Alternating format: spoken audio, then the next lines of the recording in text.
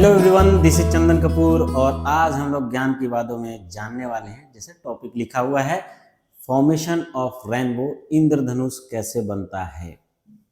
तो ये बहुत प्राकृतिक का बहुत खूबसूरत फिनोमिना है जो हमें हमेशा नहीं लेकिन जब भी दिखाई देता है दिल को खुश कर देता है।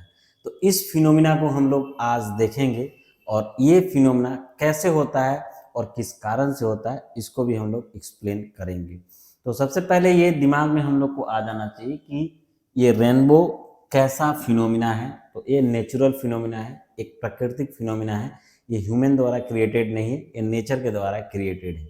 लेकिन आपने ऑब्जर्व किया होगा जब भी ये इंद्रधनुष बनता है तो जब भी ये बनता है तो दिल तो खुश होता ही है, लेकिन आपने ये ऑब्जर्व किया होगा कि ये तभी फॉर्मेशन होता है जब रेन हो जाता है, तब है ना, रेनिंग हो जाता है तो वर्षा हो जाता है। तो वर्षा होने के जस्ट बाद ही ये क्या हो रेनबो का दिखाई देता है। और एक और कंडीशन आप देखेंगे कि रेनबो का फॉर्मेशन होगा जब सन भी निकला हुआ रहता है। तो इसका मतलब क्या होगा कि इसमें जो रेनबो के फॉर्मेशन के लिए ये सब नेसेसरी है, सन का होना भी जरूरी है और पानी होना भी जरूरी है, तो भी ये रेनबो का फॉर्मेशन होगा।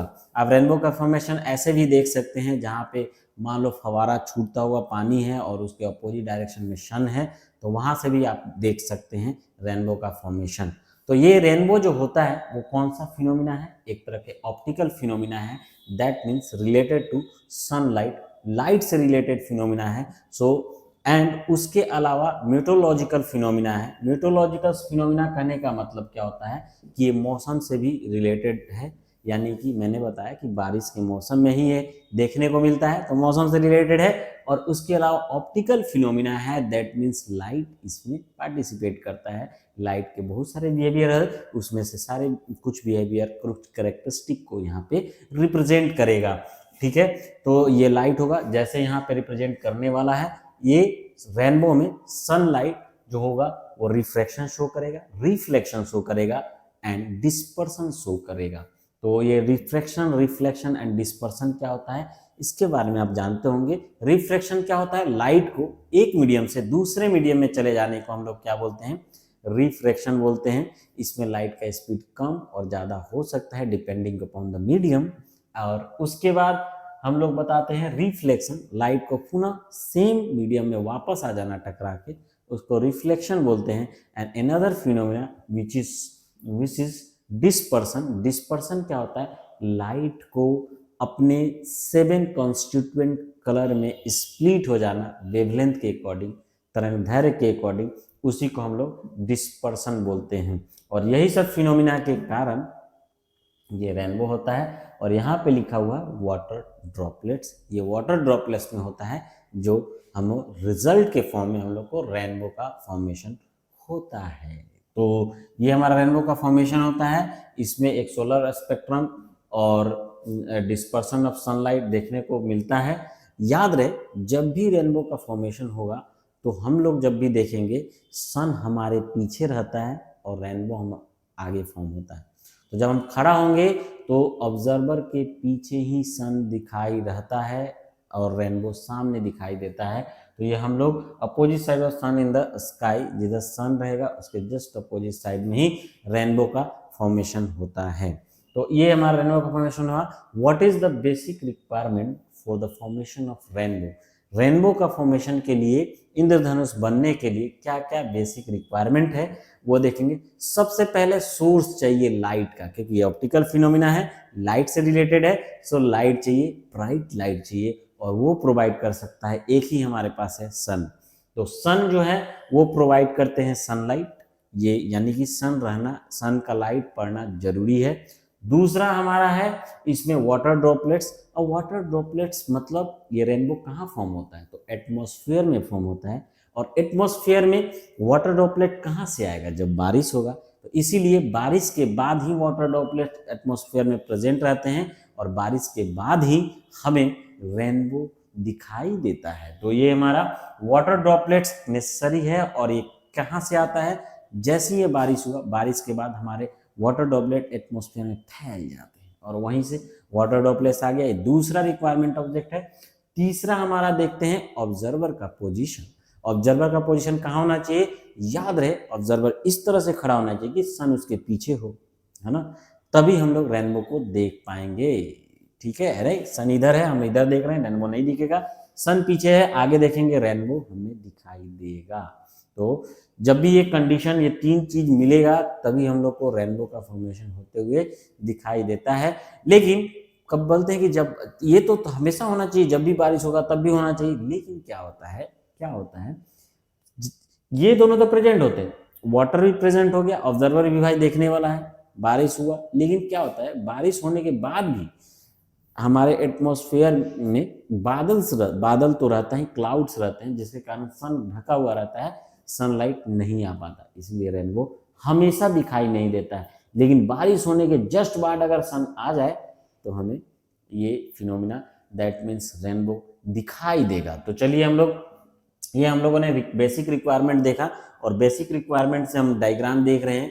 यहाँ बादल है, बारिश हुआ है, बारिश होने के कारण वाटर ड्रॉपलेट्स प्रेजेंट है, सन है, वाटर ड्रॉपलेट से टकराने के बाद इसमें वो कुछ फिनोमिना होगा, रिफ्लेक्शन रिफ्रैक्शन, ये फिनोमिना हुआ TIR, और ये रिफ्लेक्शन के कारण फिर लाइट रिफ्लेक्ट बैक हुआ है, और ब्लैक हुआ है, तो ये वाइट कलर था, ये 7 कलर में स्प्लिट होकर हुआ है, जो हम लोग को इस फॉर्म में ब्यूटीफुल दिखाई देता है, खूबसूरत दिखाई देता है।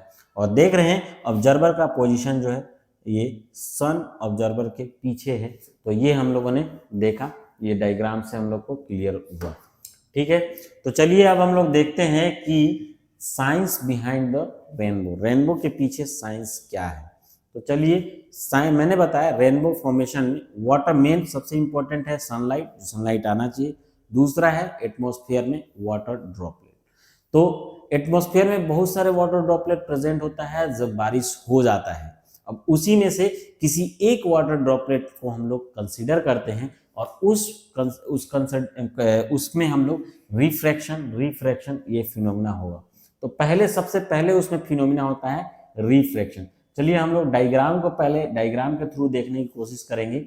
ये हमारा डायग्राम दिख रहा है, इस डायग्राम से हमें ये विजुअलाइज हो जाना चाहिए कि किस तरह से रेनबो का फॉर्मेशन। हम लोगों में मैंने बताया कि एटमॉस्फेयर में बहुत सारे वाटर ड्रॉपलेट प्रेजेंट होंगे, लेकिन उसमें से हम लोग एक का ऑब्जर्वेशन करते हैं, एक को देखते हैं, और एक कैसे लाइट स्प्लिट करता है उसके बारे में हम लोग देखते हैं। तो हम लोगों ने एक वाटर ड्रॉप यहाँ पे ले लिया है, यहाँ फिगर में विजिबल है, और सन से एक रे आ रहा है जो व्हाइट लाइट है। जैसे ही यहाँ पे वाटर ड्रॉपलेट पे पड़ा तो मीडियम चेंज हो गया, ये एयर था और ये वाटर आ गया, रेयरर से डेंसर मीडियम। जैसी लाइट रेयरर से डेंसर मीडियम में आए तो लाइट बेंड करेगा। लाइट 7 कंपोनेंट होते हैं लाइट के, लेकिन हम जानते हैं 7 कंपोनेंट में रेड, वायलेट, ये सब सारे, रेड, ग्रीन, ये सब होते हैं, विविग्योर लिखते हैं, वायलेट, इंडिगो, ये सब है ना। तो ये 7 कलर होते हैं। 7 कलर में सबसे ज़्यादा डेविएशन वायलेट का होता है और सबसे कम डेविएशन रेड का होता है। तो हम लोग जानते हैं जब ये लाइट रिफ्रैक्ट करता है, मतलब एक मीडियम से दूसरे मीडियम में जाता है, जिसे अपवर्तन बोलते हैं हिंदी में, जब लाइट एक मीडियम से दूसरे मीडियम में जाता है, रिफ्रैक्ट करता है, तो लाइट बेंड होता है। लेकिन लाइट के कौन सा कलर सबसे ज़्यादा बेंड होता है, तो वायलेट कलर बेंड होता है। तो यहाँ वायलेट बेंड हुआ है, और सबसे कम बेंड कौन होता है, रेड, तो यहाँ पे बेंड हुआ। ये रिफ्लेक्शन होने के बाद जिस तरह लाइन जाना चाहिए था, लेकिन क्या होता है, लाइट अपने नॉर्मल की तरफ बेंड हो जाता है, तो लाइट बेंड किया। बेंड करने के बाद ये दूसरे सरफेस से, वाटर के दूसरे सरफेस पे जाएगा, जहाँ पे आगे क्या है, एयर है, यहाँ पे भी रिफ्लेक्ट होना चाहिए, लेकिन ये कुछ कंडीशन होते हैं। जैसे पहला कंडीशन, लाइट डेंसर मीडियम से रेयरर मीडियम में जा रहा है। डेंसर मीडियम मतलब घन वाला है, उस मीडियम से रेयर मीडियम में जा रहा है। तो जैसा ये डेंसर से रेयर में जैसी ये कंडीशन शो करता है TIR का। और दूसरा कंडीशन है कि क्रिटिकल एंगल से अगर एंगल ऑफ इंसिडेंट ज़्यादा हो तो वहाँ पे TIR होता है, टोटल इंटरनल रिफ्लेक्शन, पूर्ण आंतरिक परावर्तन। तो यहाँ पे रिफ्लेक्शन हुआ और TIR हुआ, TIR के कारण लाइट सेम मीडियम में वापस चला गया। फिर यहाँ पे भी वही कंडीशन है जो यहाँ कंडीशन था, लेकिन यहाँ पे एंगल ऑफ इंसिडेंट मतलब कि जो आपतन कोण जो है वो क्रिटिकल एंगल से कम है, इसीलिए यहाँ पे TIR शो नहीं हुआ, यहाँ पे रिफ्लेक्शन हुआ। रिफ्लेक्शन में यहाँ लाइट डेंसर है, डेंसर से रेयर की तरफ जा रहा है, डेंसर से रेयर में जाता है तो नॉर्मल से दूर भागता है, तो लाइट दूर भागेगा और ये हमें इस तरह से दिखाई देगा। जब हम लोगों ने ये फिगर को ध्यान से देखा, रेड हम लोग को नीचे दिखाई दे रहा है, वायलेट ब्लू हम लोग को ऊपर दिखाई दे रहा है। जब हम लोग पीछे को स्टैंड करेंगे तो देख रहा है रेड ऊपर है और वायलेट नीचे है, तो इस तरह से हम लोग को दिखेगा रेड ऊपर और वायलेट नीचे। ठीक है, क्योंकि जब हम लोग स्टैंड किए तो लाइट हम लोग को जैसे नजर आता है, जहां से आ रहा है वही हम लोग को विजुअलाइज होता है, तो वही हम लोग देखेंगे। तो लाइट को हम लोग देखें कि ये जो है वाटर ड्रॉपलेट में क्या हुआ, यहाँ पे रिफ्रैक्शन हुआ, यहाँ पे रिफ्रैक्शन हुआ, यहाँ पर रिफ्लेक्शन हुआ, जिसको टोटल इंटरनल रिफ्लेक्शन बोलते हैं। और यहाँ पे लाइट जो है वो 7 कंस्टिट्यूएंट कलर में स्प्लिट हो गया है। दैट मीन्स इसी को हम लोग क्या बोलते हैं, डिस्पर्सन ऑफ लाइट भी बोलते हैं। तो यहाँ पे देखिए पहला रिफ्लेक्शन हुआ, उसके बाद फिर रिफ्लेक्शन के बाद यहाँ पे डिस्पर्सन हुआ है, फिर रिफ्लेक्शन हुआ है, और फिर हमारे पास फिर से एक रिफ्रैक्शन होके फिर हम लोग को विजिबल हुआ है। और ये एक वाटर ड्रॉपलेट का है, वैसे बहुत सारे एटमॉस्फेयर में वाटर ड्रॉपलेट प्रेजेंट रहते हैं, वो सारे वाटर ड्रॉपलेट मिलके हम लोग को एक बहुत बड़ा सा और बहुत खूबसूरत सा रेनबो का फॉर्म करते हैं। तो ये हमारा रेनबो का फॉर्मेशन इस तरह से हुआ। मालूम है हम रेनबो जब भी देखते हैं तो एक आर्क के फॉर्म में दिखाई देता है, ऐसे सर्कुलर आर्क के फॉर्म में दिखाई देता है। किसी से पूछोगे भाई ये कैसे होता है, तो बोलेंगे हमारा एटमॉस्फेयर गोल है भाई, वैसे दिखाई देगा ही। लो ये अधूरा सच है।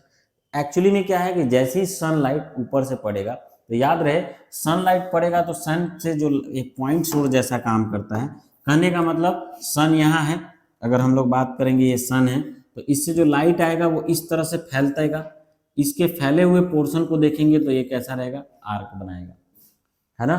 तब क्या होता है कि ये अर्थ का एटमॉस्फेयर है, तो एटमॉस्फेयर में इस तरह से सनलाइट पड़ता है, तो ये इस तरह से हर ये जो सर्कल पे पड़ेगा वो सर्कल पे इक्वल एंगल पे पड़ेगा, है ना। इसीलिए ये यहाँ पे ऐसे बनता है, अर्थ के ऊपर में इस तरह से सर्कल बनता है, क्योंकि वो जो सन रे पड़ता है वो सर्कल के फॉर्म में पड़ता है इक्वल एंगल पे, जहाँ पे पर्टिकुलर TIR हो सके उस तरह से यहाँ पे फॉर्म होता है। ठीक है, तो इस तरह से हम लोग दिखाई देता है। एक्चुअली क्या है, आर्क दिखाई देगा। जैसे ही हम लोग प्लेन से, ये बोलेंगे ऐसे तो हमको दिखाई नहीं देता, हमें तो आर्क दिखाई देता है, हम लोग ग्राउंड पे रहते हैं इसलिए हम लोग को ऐसे दिखाई देता है।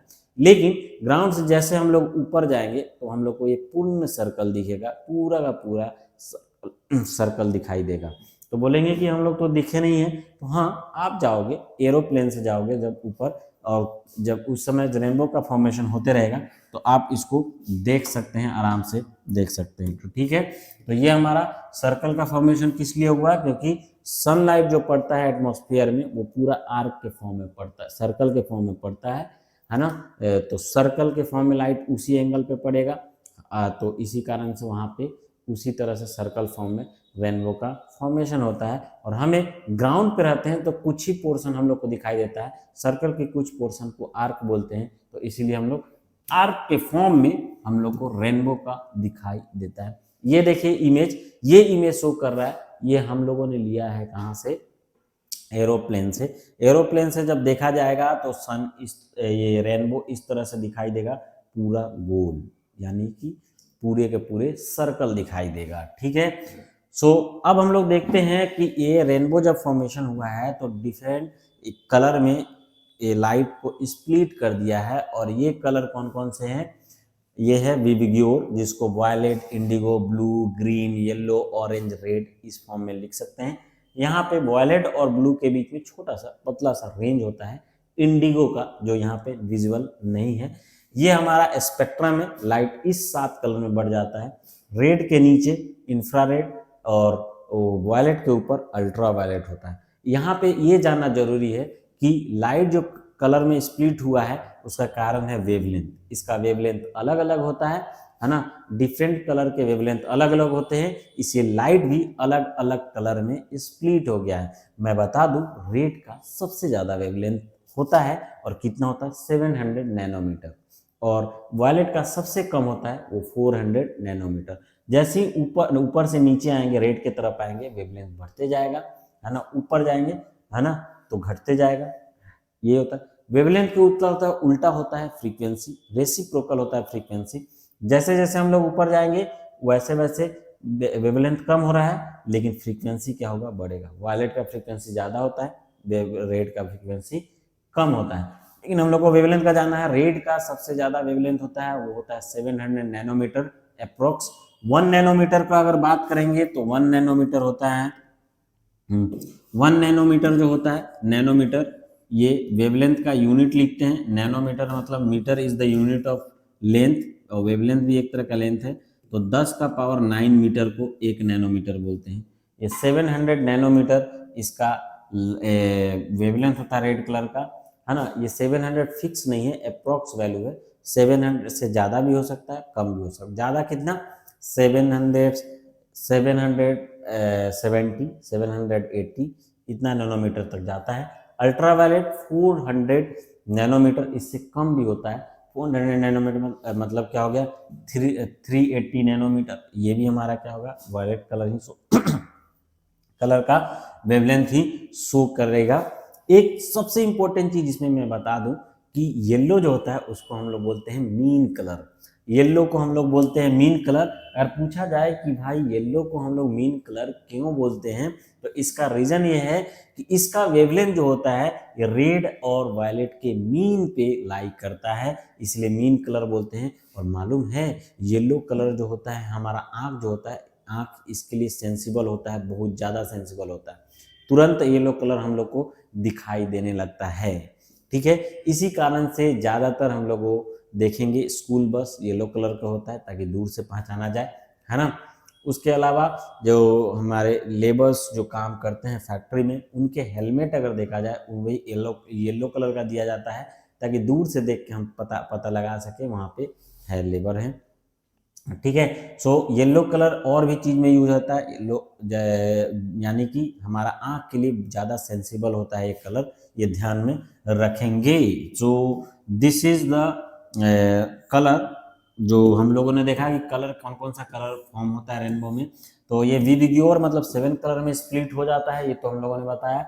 जहाँ पे each colour corresponding to specific wavelength, हर एक कलर का अपना अपना वेवलेंथ होता है, वेवलेंथ का रेंज होता है ना। जिसमें सबसे ज्यादा रेड का वेवलेंथ होता है 700 नैनोमीटर, और वायलेट का सबसे कम होता है 400 नैनोमीटर। अप्रोक्स वैल्यू लिया गया है, 700 से ज्यादा भी होता है, 400 से कम भी हो सकता है ना। ये डायग्राम में वही चीज शो किया गया है, ये बेसिक डायग्राम में स्पेक्ट्रम का।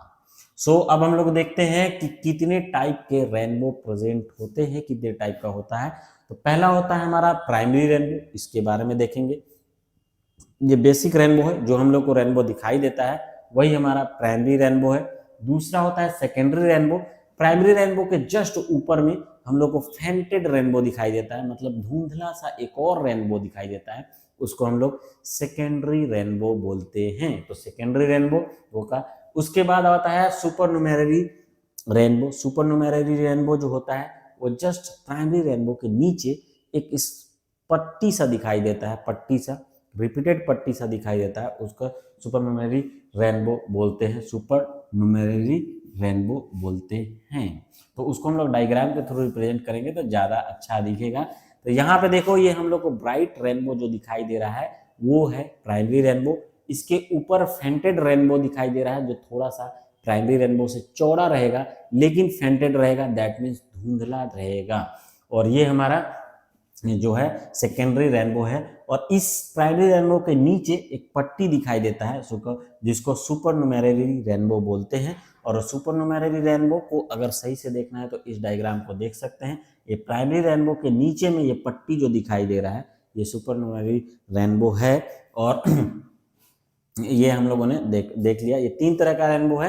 तो हम लोगों ने दो तरह रेनबो देखा, प्राइमरी और सेकेंडरी। जो इंपॉर्टेंट लग रहा है उसको हम लोग देखेंगे और उसमें हम लोग डिफरेंस निकालेंगे कैसे होता है। देखिए प्राइमरी रेनबो में क्या क्या होता है ये हम लोग बता देते हैं। यहाँ पे प्राइमरी रेनबो में सबसे पहले सन रेज आता है, रिफ्लेक्ट होगा। रिफ्लेक्ट होने के बाद वाटर ड्रॉप में लाइट यहाँ पे बेंड होगा, जैसे ही बेंड होगा, बेंड का कंडीशन आया तो रेड सबसे ज़्यादा सबसे कम बेंड होता है और वायलेट सबसे ज़्यादा बेंड होता है, तो वायलेट सबसे ज़्यादा बेंड हुआ और रेड कम बेंड हुआ, यानी कि यहाँ पे डिस्पर्सन शो किया, लाइट 7 कलर में बढ़ जाता है। जैसे ही बटा यहाँ पे TIR हुआ, टोटल इंटरनल रिफ्लेक्शन। TIR होने के बाद फिर से लाइट रिटर्न हुआ और रिटर्न होकर फिर से रिफ्लेक्ट हुआ और रिफ्लेक्ट होने के बाद इस तरह से दिखाई दे रहा है। जब हम लोग यहाँ पे देखें तो ये हमारा रेड कलर का एंगल जो दिखाई दे रहा है 42 डिग्री हॉरिजॉन्टल से और ये 40 डिग्री वायलेट बना रहा है। इन दोनों के बीच में एंगुलर विड्थ देखे 2 डिग्री आया। एंगुलर विड्थ कहने का मतलब होता है कि ये 2 डिग्री जो एंगुलर विड्थ यहाँ पे हम लोग को दिखेगा, ये 2 डिग्री देखने में बहुत छोटा है, लेकिन ये डिस्टेंस बहुत दूर पे रहता है। जैसे जैसे दूरी बढ़ते जाएगा यहाँ पे इनका विड्थ जो है वो ज़्यादा होते जाएगा, इसीलिए हम लोग को चौड़ा दिखाई देता है। एक्चुअली में 2 ही डिग्री का गैप रहता है, 2 डिग्री के गैप में इतना चौड़ा हम लोग को रेनबो दिखाई देता है, आप लोग देखते होंगे। इस प्राइमरी रेनबो का खासियत ये है कि प्राइमरी रेनबो में वायलेट जो होता है नीचे, वायलेट कलर नीचे दिखाई देता है और रेड कलर जो होता है ऊपर की तरफ दिखाई देता है। और वायलेट कलर नीचे दिखाई देता है, डार्क रहता है, एकदम पतला सा लेयर रहता है, और जो रेड कलर रहता है वो पूरा फैला हुआ रहता है और ऊपर की तरफ रहता है। ये होता है प्राइमरी रेनबो में। प्राइमरी रेनबो में एंगुलर विड्थ 2 डिग्री होता है, देखिए 4 डिग्री और 2 डिग्री, यानी रेड और वायलेट के बीच में जो एंगुलर विड्थ हो गया वो एंगुलर विड्थ 2 डिग्री होता है। ठीक है, ये हम लोग कर सकते, इसमें लिख सकते हैं। और दूसरा चीज ये इसमें जो मैंने बताया कि इसमें हमेशा वायलेट नीचे रहेगा और रेड हमें ऊपर देगा। तो ये प्राइमरी रेनबो के बारे में हम लोगों ने देखा, ये रेड कलर ऐसा होता है जिसमें red colour present outer edge and violet colour जो होता है इनर एज में होता है। इसका एंगुलर विड्थ 2 डिग्री होता है, 2 डिग्री एंगुलर विड्थ होता है। Formation of light get reflect, इसमें इंपॉर्टेंट है कि देख रहे हैं यहाँ पे एक बार यहाँ रिफ्लेक्शन हुआ है, एक बार यहाँ रिफ्लेक्शन हुआ है, दैट मीन्स 2 रिफ्लेक्शन एंड एक केवल TIR से हुआ है, टोटल इंटरनल रिफ्लेक्शन केवल एक ही हुआ है। ये भी इंपॉर्टेंट है। Intensity of this rainbow is much brighter, इस रेनबो का जो प्राइमरी रेनबो का इसका इंटेंसिटी थोड़ा सा मतलब ज्यादा होता है, बहुत ज्यादा होता है यहाँ पे, है ना। और the middle part of the rainbow is enlightened, middle part enlightened होता है, चमकीला होता है, जबकि अपर पार्ट जो होता है इस रेनबो का वो फेंटेड होता है, थोड़ा सा धुंधला होता है, क्लियर नहीं होता है। ठीक है, तो रेड होता है, रेड ऊपर धीरे धीरे धुंधला होने लगता है। ठीक है, तो ये हमारा कौन हुआ, प्राइमरी रेनबो। प्राइमरी रेनबो के जस्ट ऊपर बनता है सेकेंडरी रेनबो, और वो सेकेंडरी रेनबो आपको यहाँ पे दिख रहा होगा, देख के बहुत डायग्राम अजीब टाइप से दिख रहा है। यहाँ पे देखिए सन रे गया, रिफ्रैक्ट हुआ, रिफ्रैक्ट जैसे ही होगा वहां पे डिस्पर्सन होगा, लाइट डिफरेंट कलर में स्प्लिट हो जाएगा, रेड का डेविएशन कम, वायलेट का डेविएशन ज्यादा। फिर से यहाँ TIR, एक और TIR, यहाँ 2 बार TIR हुआ, उसके बाद फिर से यहाँ पे रिफ्रैक्शन होकर लाइट पहुंचा, तो इसमें 2 बार TIR हुआ, जिसके कारण लाइट के इंटेंसिटी में फर्क पड़ता है, लाइट का इंटेंसिटी डाउन हो जाता है, इसीलिए सेकेंडरी रेनबो थोड़ा फेंटेड यानी धुंधला दिखाई देता है ना। इसमें देख रहे हैं इसका एंगुलर विड्थ 51 माइनस 54, ये 3 डिग्री दिखाई दे रहा है। तो ये जो होता है इसमें सेकेंडरी रेनबो में इनका एंगुलर विड्थ 3 डिग्री होता है। 3 डिग्री कहने का मतलब चौड़ा होगा, है ना। 2 डिग्री था प्राइमरी तो थोड़ा पतला था, तो यहाँ पे 3 डिग्री है, थोड़ा सा चौड़ा रहेगा, ज़्यादा इतना चौड़ा रहेगा, यानी 1.5 गुना लगभग रहता है। ठीक है, तो उससे ये डबल या 1.5 गुना रहेगा। इस तरह से हम लोग सेकेंडरी रेनबो को देख सकते हैं। और सेकेंडरी रेनबो का खासियत ये है कि इसमें रेड नीचे होता है, वायलेट इसमें क्या होता है, ऊपर होता है ना, और ये चौड़ा होता है। ठीक है, सो इसमें हम लोग देखें सेकेंडरी रेनबो के बारे में, यहाँ पे हम लोग फिर से देख रहे थे। In this type of rainbow violet colour is, है ना, present outer edge, violet colour ऊपर दिखाई देगा, एंड रेड कलर जो रहेगा वो इनर एज में रहेगा। इसका एंगुलर विड्थ 3 डिग्री होता है, और इस फॉर्मेशन में 2 बार रिफ्रैक्शन होता है, एक यहाँ पे, एक यहाँ पे और एक यहाँ पे रिफ्रैक्शन हुआ, एक इंटर करते समय और एक क्या होता है आउट, बाहर निकलते समय 2 बार रिफ्रैक्शन हुआ, और 2 बार TIR हुआ, एक यहाँ पे और एक यहाँ पे। तो इसके कारण इसका इंटेंसिटी कम हो जाता है, यानी कि ये जो होता है intensity of this rainbow is not so bright, उतना चमकीला नहीं रहता है, थोड़ा सा ब्लर दिखाई देता है। The upper part of the rainbow is, upper part, rainbow का अपर पार्ट जो होता है इसका इनलाइटेड रहता है, और जो लोअर पार्ट रहता है इसका थोड़ा सा क्लियर नहीं रहता है। तो इसका जस्ट उल्टा होता है जो हम लोगों ने किसमें देखा, प्राइमरी रेनबो में देखा। तो these are the two difference between primary rainbow and secondary rainbow. और रेनबो के बारे में आप लोग जान गए कि ये कैसे फॉर्मेशन होता है, तो इसको शॉर्ट में बोल दे कि किस तरह से, जैसी फिर से मैं शॉर्ट में इसको कंक्लूजन अगर निकालूं तो किस तरह से रेनबो का फॉर्मेशन हुआ। तो सबसे पहले बारिश हुआ, बारिश होने के बाद क्या हुआ कि वाटर ड्रॉपलेट प्रेजेंट हो गए हमारे एटमॉस्फेयर में, और उसी समय सन राइज हुआ, सनराइज हुआ, बादल को चीरते हुए सनलाइट आया, और सनलाइट जैसे ही वाटर पे पड़ा इस सर्कुलर आर्क के फॉर्म में बनेगा, और वहां पे पड़ने के बाद वाटर ड्रॉप से रिफ्लेक्ट होगा, फिर डिस्पर्स होगा, फिर TIR शो करेगा, फिर से रिफ्लेक्ट होकर रिटर्न अर्थ पे ये जब लाइट आएगा तो ये हमें रेनबो के फॉर्म में दिखाई देता है। ये हमारा प्राइमरी रेनबो है। सेकेंडरी रेनबो में 2 बार TIR होता है, इसीलिए लाइट के इंटेंसिटी थोड़ा सा डाउन हो जाता है और डाउन दिखाई देगा, है ना। दोनों में डिफरेंस ये था, अभी हम लोगों ने देखे ये प्राइमरी रेनबो और सेकेंडरी रेनबो में क्या डिफरेंस है। लेकिन रेनबो बहुत ही खूबसूरत होता है, देखने में भी अच्छा लगता है ना, क्योंकि ये नेचुरल फिनोमिना है और नेचर से हम हमेशा अट्रैक्ट होते रहते हैं। तो ये हमारा एक फिनोमिना है जो फिजिक्स के द्वारा एक्सप्लेन किया गया है। सो नेक्स्ट वीडियो में हम लोग नए कुछ फिनोमिना के साथ मिलेंगे। तब तक के लिए have a nice evening and thank you for watching.